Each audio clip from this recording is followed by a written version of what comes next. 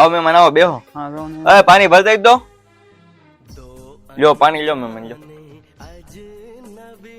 કામ ધંધો શું કરો મહેમાન? કરિયાણાની દુકાન છે મોવામાં. એવું છે. લ્યો મહેમાન શરબત લ્યો. પાયલ વાતચીત કરી આવો. તમે સિટીમાં રહો તો તમારો સ્વભાવ કેવો સારો ને 3-4 છોકરીઓ જોઈ તમારે જેવી કે સુંદર ન જોઈ. તમારા સ્વભાવ ઉપરથી લાગે છે કે તમને રાંધતા તો આવડતું છે. તોય ન આવડતું હોય તો અમે વાડીમાં દાળ બહુ બનાવી, હું બનાવી નાખી મટર પનીર. અમારા પરિવારમાં રિવાજ છે કે લાજ કાઢવી. તોય તમ તારે આપણે ફરવા બરવા જઈએ તો તમારે ડ્રેસ પહેરવો તો કે મને કાંઈ વાંધો નથી ને જો હું એકનો એક છોકરો છું.